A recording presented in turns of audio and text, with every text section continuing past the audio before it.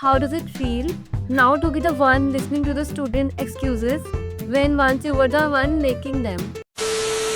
I would suggest one to give JRF only in those subjects in which you have done masters. Students are from diverse linguistic backgrounds, from diverse cultural backgrounds. A lot of students in IGNU and in NCWeb are first generation learners. They have a lot of pressure on their shoulders. They perceive things differently. For assistant professor, see, you have to teach plus you have to do research.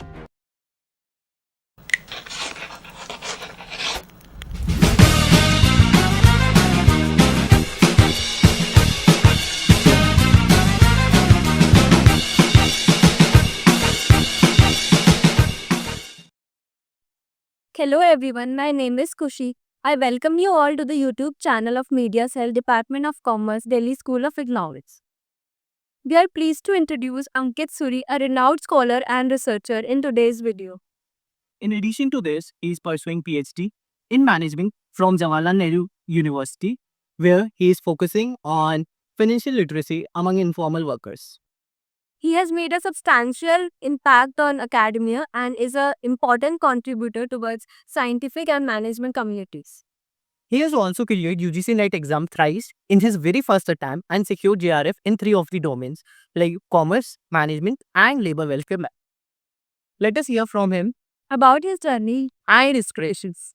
First of all, thank you, Sudhanshu. Okay. And thank you to the one who is taking care of your operations here. I would like to thank you because you are taking time out of your studies to do such a pause. I have been a subscriber to your to your channel, and I have seen what you have done, what kind of work you have done in the past, and I uh, commend. It is quite commendable that the efforts that you put in making such things. Thank you, sir, Podris. Live Media Sir has been a part of this yearly. So let's start, sir, our question, our talk with Professor series. So my very first question to you will be, sir, as you are someone who is cleared UGC NEC JRF in different subject, 3 domains like labor welfare, commerce management, and like to secure JRF also in very first attempt. So what difficulties you face like while switching up your subjects? So switching of subjects is not that difficult for me particularly. Should not be for others also. Usually we suggest, and it is suggested by the Grants Commission only, that one should pursue NET, or rather give NET in only the subject in which they have done their masters. But you see, these 3 subjects in which I cleared my JRF are something called allied subjects. These have a lot of similarities in each other. When you study commerce, you're anyway studying theories of management, you are studying marketing, you are studying HR, you're studying organizational behavior, then you are doing a lot of finance.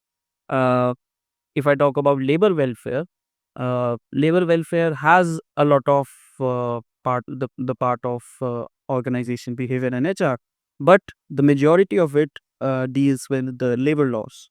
It deals with the code on social security, the factories act, the industrial disputes act, the wages act, and things like that. So maternity benefit rules and regulations.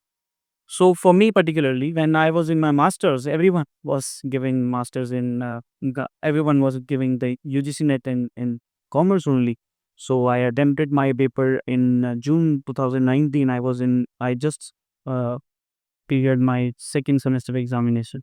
It was my first attempt, and I cleared that paper. Got my JRF on the first attempt. Then I completed my masters, got admission into PhD. Uh, my subject of PhD is doctorate in business administration. So we study a lot of management in it. So I thought that I may get management students to teach, and for that I have to clear net management because it is a separate thing altogether. So I thought of giving the management exam just to be eligible to teach managerial students. I was in my coursework only in PhD, and I cleared that paper. I got JRF in that too. So now I have 2 JRFs, one in commerce and the other one in management. Although the fellowship is only, it only you get a fellowship only once. Anyway, so then I completed my coursework in PhD, and I got my topic of research registered. My topic of research has a lot to do with the informal sector, the unorganized sector, the sector that talks about daily wagers, talks about domestic health, talks about street vendors, and all of these informal if any jobs. So I was anyway studying a lot of laws. I was studying labor laws. I was studying codes on social security, the acts that I was talking about. So I had a good grasp of the laws that go into managing of these policies of labor market. So since I had a good grasp of it, I thought of giving another neck. I saw in the list of these subjects that we have a paper, human resource management slash personnel management slash labor welfare and other things. So I thought of giving that paper. I gave that paper the very next year. I beard my net in management, and I scored another JRF. So I this is my story how I got my three JRFs. But I would suggest one to give JRF only in those subjects in which you have done masters, because anyway it is not that different. It does not give in another star on your shoulder. It does not put something like that of a star on your shoulder. So it's a thing between subjects. And So do you think you got an S score is like here in eight in three surgery? it's not that I am the one who is doing such a thing. Everyone does it. I mean, a lot of people do it. Uh, there are, I don't know how many people who have cleared net in management and in commerce. It does not give an edge necessarily, but anyway, more knowledge is never a bad option. So when you are reading a lot of things in commerce, you read a lot of things in management, you read a lot of things in labor welfare, you read a lot of laws. It just increases your knowledge base. So in that sense, it gives an edge. But clearing net in three different subjects, uh, it does not give edge in terms of like professional. Yeah, it does not give a professional edge. It is just that you increase your knowledge, you become more capable of doing things. What factors do you think students should consider when choosing their major and minor? How did you personally decide on your own major and minor? This is a question that I get all the time from my first year MCOM students, because you have to choose your majors and minors in the second year in the third semester. So I jokingly once said that it is not that difficult. I mean, choosing an ice cream flavor is even more difficult at times. How I choose my majors and minors is how I choose MCOM over MBA. So you just why are you doing such a thing? So I wanted to go into teaching. I chose MCOM over MBA. Obviously, I didn't wanted to go in the corporate sector. Although one can go into corporate sector after doing MCOM, but you get an extra edge if you have done MBA. You get that the extra industrial exposure if you are doing an MBA. So since I wanted to go into teaching in research, I thought of doing MCOM. I was quite interested about it. And it is not like you are interested about a degree, you are interested about a subject. There is a subject that catches your eye. So I was very, very interested in economics. And why is that? Because since my school days, I was looking at who is winning Nobel Prizes in economics. What kind of work are they putting in? I was inspired by figures like Amartya Sen. Amartya Sen also he also belongs to DSE. He once came in DSE, he went into there. So I would advise you to see that. Anyway, so I was interested in economics. In when I was in my bachelor's, I had a very good teacher of economics. He was teaching me principles of micro and macroeconomics. He suggested me a lot of books written by foreign authors like Mishkin and Mankiw and all Krugman. So I was anyway reading a lot of books apart from my formal syllabus that I was supposed to read. So I was very much interested in economics, And when it came the time that I had to choose my majors and minors, so at that time we had option of choosing majors in finance or marketing or HR. So finance was something which was very closely associated with, but we study in economics. So I choose finance over marketing and HR. Then it came to choose when I wanted to choose my minors. So at that time, I we had the option between international business, then I guess accounting, taxation. These were the options available. So I thought, who takes accounting and taxation? But finally, it is a major subject. It is a big subject. So I thought of taking international business. I was quite interested about international economics too. So I thought I would get to study international relations, which I eventually got to study anyway. But so this is my story. If you asked me how should students choose their majors and minors, uh, my professors from DSE, one of my professor, he said that it is about call. When you you know something that you know that what is your sense of attraction towards what subject are you attracted the most, what interests you the most. It is about Paul. So my next question to you will be, what are the key differences between your experience at DU and Open University like IGNU? What challenges did you face and what were the differences there?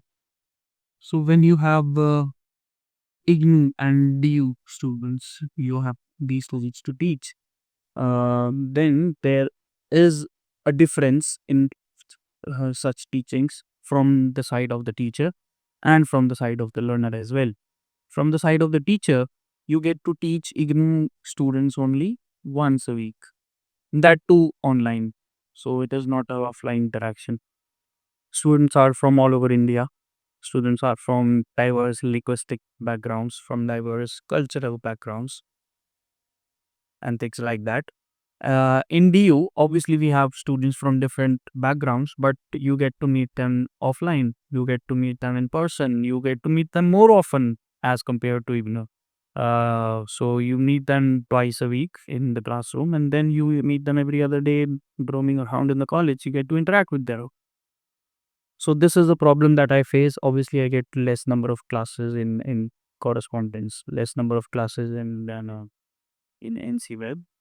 Uh, but the m- even a bigger challenge for me is the nature of the students that we have in deemed colleges and in IGNOU or in NC Web. A lot of students in IGNOU and in NC Web are first generation learners. So what is a first generation learner? A learner is who is doing something which no one in their family has ever pursued. So, students who are doing graduation, none of their family members have done graduation. So, you will be called a first generation one.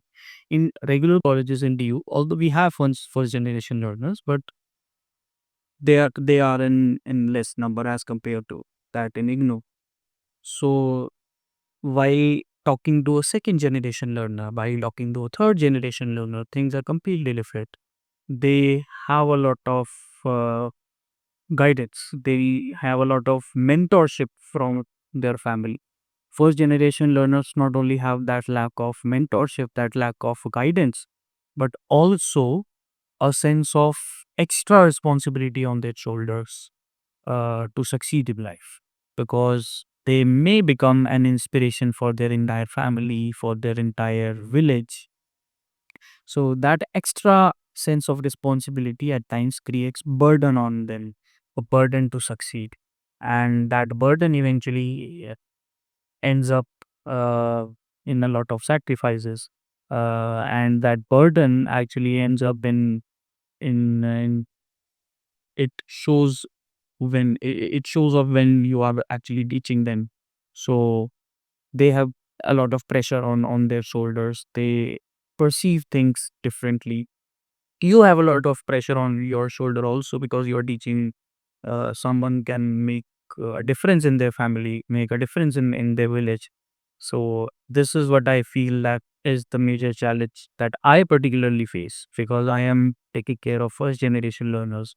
I have been teaching NC Web students. So in NC Web, you only have girl students. A lot of these girls are not so.